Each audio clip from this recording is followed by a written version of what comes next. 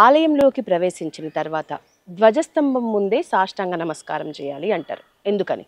ఆ ధ్వజం ఏదైతే ఉందో అది దేవుడు ఎవరైతే లోపల ప్రధాన దైవంగా ఉన్నారో ఆ దైవానికి ఉత్సవాలు జరిగేటటువంటి సందర్భంలో ఈ ధ్వజస్తంభం మీదుగానే ఆ దేవునికి సంబంధించినటువంటి వాహనం ఎవరైతే ఉన్నారో ఆ వాహనం ఆకాశంలో రెపరెపలాడుతూ ఉండేటటువంటి జెండా మీద ఉంటాడు. ఉదాహరణకి శివునికి సంబంధించిన ఉత్సవం జరుగుతూ ఉంటే శివునికి సంబంధించిన నంది వాహనం కాబట్టి ఆ జెండా మీద నంది ఉంటాడు.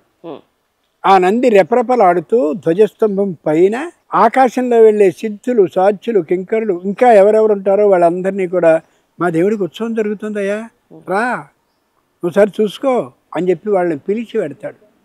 ఆ వెళ్ళే దేవతలు అందరూ కూడా ఈ ధ్వజస్తంభం ద్వారానే దిగి ఆ లోపల ఉండేటటువంటి దైవాన్ని సేవించుకుని మళ్ళీ అదే ధ్వజస్తంభం ద్వారా పైకి వెళ్ళిపోతారు.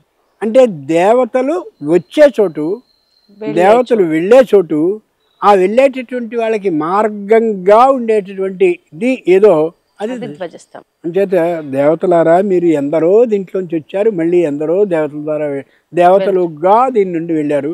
అట్లాంటి మీ దేవతలకు ప్రయాణ మార్గమైనటువంటి దీనికి నేను నమస్కరిస్తున్నానని ఆ అభిప్రాయంతో సాష్టాంగపడి నమస్కరిస్తుంటారు. అంతటి గొప్పది ధ్వజస్తంభం. ధన్యవాదాలు గురువు గారు. ధన్యవాదాలు.